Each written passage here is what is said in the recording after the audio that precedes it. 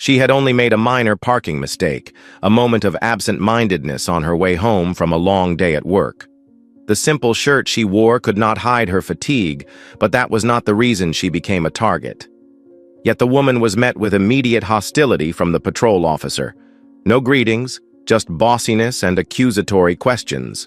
She tried to remain calm, to explain herself professionally, but her calmness only seemed to irritate the powerful man.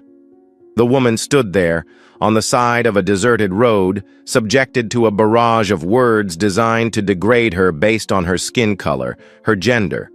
Criticisms about the car she drove, the clothes she wore, sarcastic insults about her abilities and intelligence.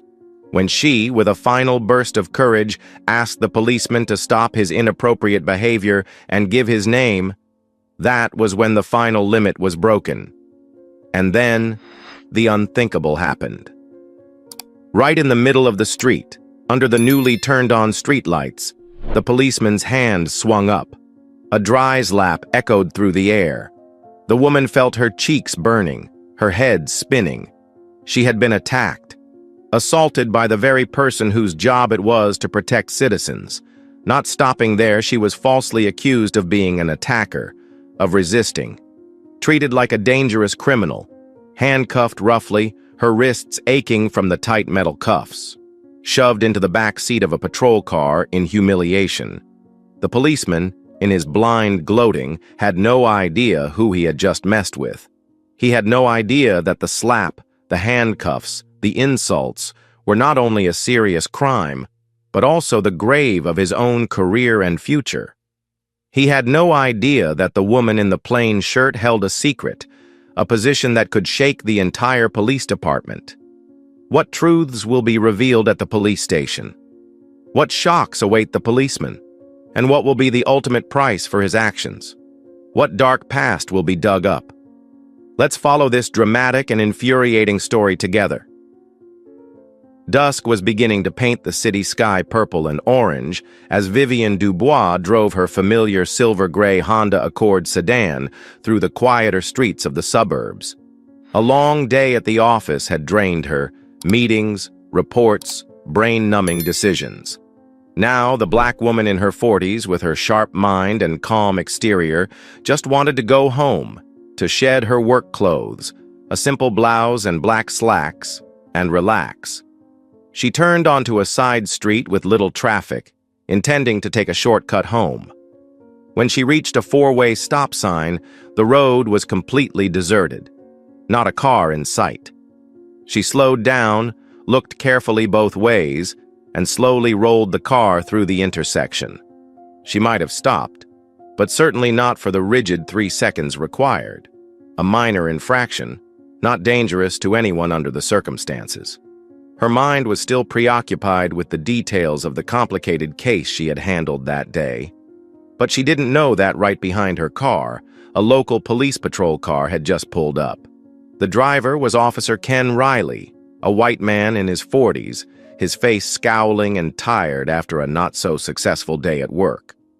He clearly saw the rolling stop of the Honda Accord in front of him. Normally, for such a small mistake on this deserted stretch of road, he might just flash his lights or even ignore it. But today was different. He saw that the driver was a black woman, dressed neatly. An unfounded annoyance, a hidden prejudice, and perhaps the accumulated frustration of the day made Riley decide to stop this car. This was his chance to show his power, to correct someone he considered unlawful. Riley immediately turned on his red and blue roof lights, followed by a short but powerful siren. Vivian glanced at the rearview mirror and sighed. She knew she probably hadn't stopped long enough. She calmly turned on her lights, slowly pulled over to the side of the road, and stopped. She rolled down the driver's window halfway, turned off the radio, and waited. Officer Riley stepped out of the patrol car, his gait heavy and his demeanor unfriendly. He walked straight to Vivian's car door. "Is that a four-way stop sign for show?" Riley said without a greeting, his tone rude and accusatory from the start. "Or are your eyesight failing you to see such a big sign?" Vivian turned to look at the officer, trying to keep her cool under the pressure. "Hello, officer," she replied, her voice even and professional. "I stopped at the sign. Maybe not long enough by your standards, but I made sure there were no other vehicles and I passed through safely." Vivian's calm, logical response seemed to irritate Riley even more. "Safe? You think you're the one who decides what's safe?" he snapped. "Stop! Stop! No talking! The law is the law! Don't you dare argue! Show me your license and registration!" He practically shouted, holding out his hand for the papers with a patronizing look on his face. Vivian Dubois suppressed a sigh. She had seen too many people like Officer Riley in her years of service. People who felt empowered by their uniforms and who were easily swayed by their personal prejudices. Though she wanted to react more forcefully, experience and discipline told her to stay calm and comply with the initial request. She quietly took her driver's license and registration from her purse and handed them to Riley through the window. Riley snatched the papers, glanced at the name Vivian Dubois and the address, then looked back up at her with a critical eye, appraising her from head to toe. He looked at the plain shirt and the business slacks, then at the interior of the Honda Accord, which was neither new nor old. He seemed to be searching for some sign that would confirm his preconceived notions. Vivian Dubois. He muttered the name, then smirked. So-so driver, but clueless about the rules. He began to make condescending comments, his tone filled with contempt. "Is this license also bought or obtained? Or is it a newbie?" He continued, his tone becoming increasingly sarcastic and racially charged. "What the hell are you doing in this neighborhood at this hour? This is a neighborhood full of decent white people, not a place for someone like you to hang around. Are you trying to get into some shady business?" The innuendos and malice continued to pour out, directed at her skin color and her presence in the area. Vivian felt her blood rush to her head. This insult had gone beyond a simple traffic stop. She took a deep breath, trying to keep her voice from shaking with anger. "Officer," she said, her voice steady but noticeably colder, with an unwavering firmness. "The attitude and language you are using are completely unacceptable for a police officer on duty. You have no right to make baseless assumptions or derogatory remarks based on my race or any other personal characteristic." She looked Riley straight in the eye. "May I have your name and badge number?"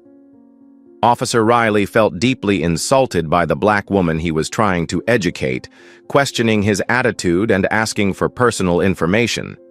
His pride in his police authority was being openly challenged. The anger he had been suppressing exploded. "What are you asking my name for? Are you trying to sue me?" Riley snapped, his voice becoming more obsequious and hostile. He moved closer to the car door, almost pressing his face against Vivian's. "I'm telling you, I'm a cop. I have the right to stop you. I have the right to ask you anything I want. And you have no right to ask me back. Understand?" Then he began to curse even more viciously, the kind of dirty words that people only dare to use in the darkest places, words that degrade people based on their skin color, questioning women's morality and intelligence. He was like a madman, taking out all his anger and prejudice on the helpless woman sitting in the car. Vivian clenched her hands, her nails digging into her palms. She knew the situation was getting dangerous. "Officer?" She tried again, her voice still eerily calm. "I'm warning you one last time. This behavior of yours constitutes a serious abuse of power and harassment of citizens. I demand that you stop immediately and call your supervisor here to handle it." The request to call the supervisor, a perfectly legitimate and legal request, became the final straw that broke the camel's back in Officer Riley's blind rage. "Call the supervisor? Who do you think you are to order me around?" Officer Riley roared, his face red with rage, his eyes blazing with cruelty. He felt utterly humiliated. The request to call a superior was, to him, an unforgivable challenge, a disregard for the absolute authority he assumed he had when he wore the uniform. Reason was completely clouded by blind rage. In a moment of complete and utter loss of control, which no one could have expected, Riley raised his rough hand. Chat. A dry, harsh sound rang out in the quiet of the evening. Riley's hand had landed hard on Vivian Dubois' left cheek. The sudden, brutal slap stunned Vivian. Her head jerked to the side with the force. A searing, hot pain spread across her jaw and cheek. The world went black for a moment. Shock and fury flashed in her eyes as she turned to look at her attacker. Red finger marks quickly appeared on her dark skin, a mark of violence and humiliation. Riley may have had a moment of realization of the horror of his actions. But instead of stopping, his warped self-preservation and fear of retribution only made him more aggressive in order to cover up. He had to turn the victim into the perpetrator. "See? See?" Riley shouted irrationally, pointing at Vivian. "Are you going to attack me again? You resisted a law enforcement officer?" He created a completely false scenario to justify his violent behavior. "You are under arrest," he roared. "Get out of the car! Rebel!" Riley yanked open the driver's door. He grabbed Vivian's arm and roughly dragged her out of the car. Vivian, though hurt and angry, kept to the principle of not physically resisting to avoid being charged with another crime. But her eyes were cold and hateful as she stared at Riley, as if to burn the image of this abuser into her mind. "I'll show you! How dare you insult the police!" Riley cursed under his breath as he twisted Vivian's arms behind her back. He pulled out a pair of handcuffs and locked them around her wrists, squeezing so hard that the cold metal dug into her flesh. Once he had handcuffed the resisting person, Riley shoved Vivian toward his patrol car. He opened the back door, forced her head down, and pushed her mercilessly into the hard, cramped seat. The door slammed shut behind her. Riley leaned against the patrol car, panting with anger and perhaps a sick excitement. He looked through the window at Vivian, who sat silently in the car, with a triumphant, gloating look on his face. He believed he had successfully cursed a stubborn black woman who had dared to challenge his authority. He took out his radio and began reporting the arrest, painting the story in his favor. He had no idea that the slap and the handcuffs were not only illegal, but also self-destructive to his own future. Officer Ken Riley drove his patrol car back to the local police station, still angry but also full of satisfaction. He had dealt with that stubborn black bitch, had shown her who had the power here. He glanced at the woman sitting silently in the back seat through the rearview mirror, seeing that she still had a cold expression on her face, not a single tear or plea, which made him even more annoyed and contemptuous. When they arrived at the station, Riley escorted Vivian Dubois into the check-in area, still with the same patronizing attitude. He reported to the officer on duty, a tired-looking man named Peterson. "Peterson, I just caught this subject. Resisting, causing a disturbance, aggressive attitude. She tried to attack me when I checked her papers." Riley calmly made up the story, confident that the word of a police officer would always be trusted. Sergeant Peterson sighed, looking at the handcuffed black woman standing before him. She was dressed modestly, but her shirt was a little disheveled, and there was a noticeable red mark on her left cheek. He began the usual detention procedure, taking identification, taking a photo, taking fingerprints. Vivian cooperated quietly, giving her name, age, and address clearly and accurately. Her uncanny composure, even when handcuffed and with a wound on her face, surprised Sergeant Peterson a little, and he began to sense that something was not quite right with what Riley had reported. Riley remained nearby, arms folded, watching with a smug look. After taking the basic information, Sergeant Peterson asked about the occupation section to complete the profile. "What is your occupation and place of work?" It was the moment when the veil of mystery was finally lifted. Vivian raised her head, her cold eyes looking straight at Officer Riley, who was standing nearby with a smirk. Then she turned to Sergeant Peterson, her voice calm, clear, without a trace of hesitation, but containing a weight that could not be underestimated. Supervisory agent, Federal Bureau of Investigation. The two words FBI echoed through the check-in room like a thunderclap. Sergeant Peterson froze. His typing fingers froze. FBI? Supervisory Special Agent? He knew that was a high command rank in the FBI. He stared at Vivian, then back at the information on the screen, then back at the red rash on her cheek. Cold sweat began to run down his spine. He knew he and the entire station were in deep trouble, but Sergeant Peterson's reaction was mere confusion compared to the nightmare that had just befallen Officer Ken Riley. Riley's ears pricked at the three powerful letters. FBI? The woman in the plain shirt, the one he had just insulted with the vilest of words, the one he had just slapped in the face, handcuffed, and arrested for a traffic stop. Was a supervisory agent of the FBI? No, impossible. It was unthinkable. All the smugness, all the aggression, all the glee vanished in an instant. In its place was pure terror, a paralyzing fear that took over his entire mind and body. Riley's face was deathly white, his eyes staring at Vivian, unblinking, his mouth agape, unable to form words. He realized he had caused a disaster. He had attacked a high-ranking federal agent. His career, his freedom, everything he had was about to go up in smoke. Riley's limbs began to shake uncontrollably.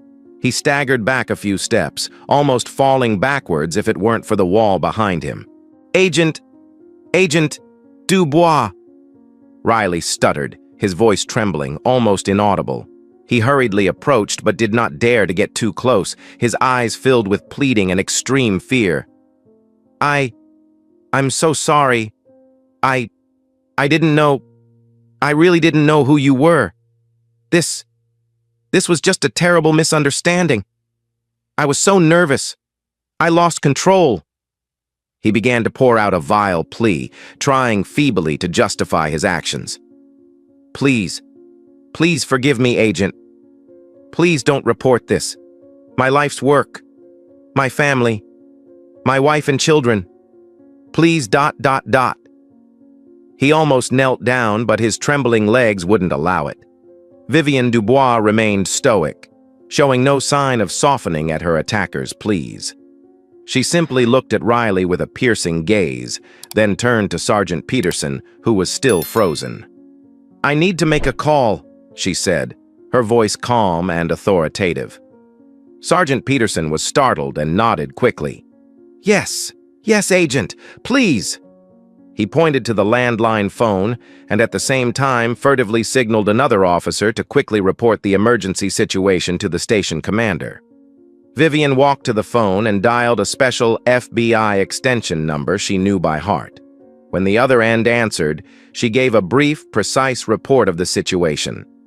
This is Supervisory Special Agent Vivian Dubois. I am being held without warrant at the police department by Officer Ken Riley.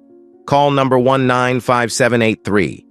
Request immediate assistance and notify the special branch. The call ended quickly, but the weight of it was enough to shake the local police station. Supervisory Special Agent Vivian Dubois' call triggered a swift and extremely serious response from the Federal Bureau of Investigation. In an astonishingly short amount of time, several unmarked black FBI sedans pulled up in front of the police station. The FBI agents, dressed in plain clothes but with a professional, assertive air, quickly walked inside, led by the assistant special agent in charge of the local office. At the same time, the local police chief and other senior officers had also received the urgent news and were present at the station in a panic. The atmosphere became extremely tense. The simultaneous appearance of senior FBI officials made everyone in the station, especially Sergeant Peterson and Officer Ken Riley, feel heavy pressure.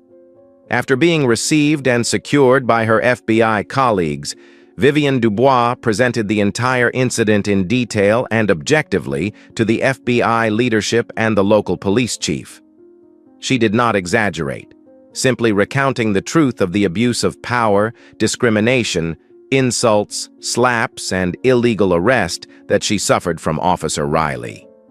Faced with the living evidence of a high-ranking FBI agent being assaulted and the severity of the incident being undeniable, the local police chief had no choice but to take drastic action. He immediately placed Officer Ken Riley on indefinite leave of absence. Riley was stripped of his weapon and badge and taken in for private questioning by FBI agents.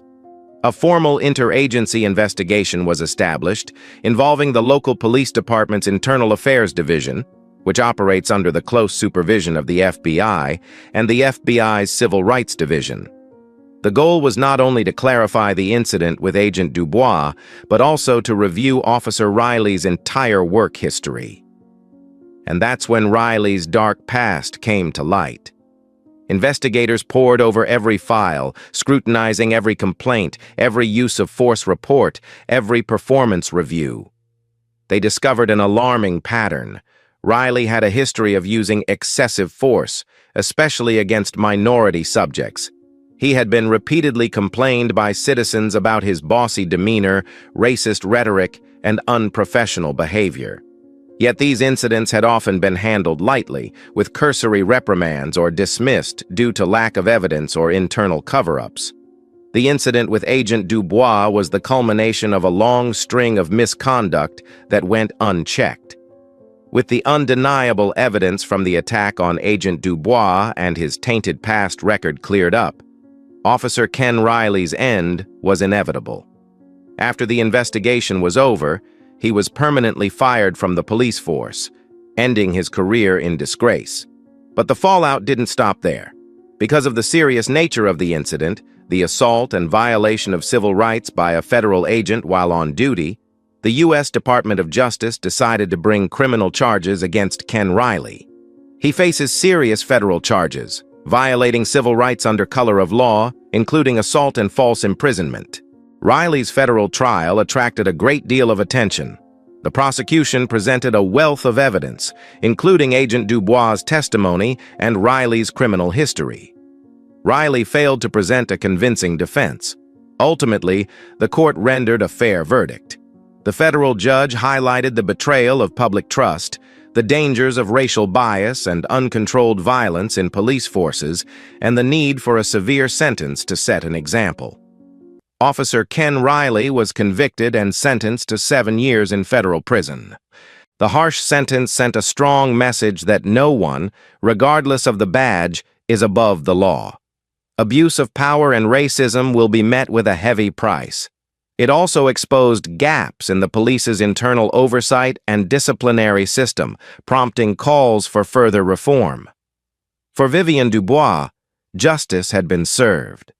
The painful experience, while scarring, only strengthened her resolve to fight for fairness and integrity, not only in her work as an FBI agent, but also as a citizen.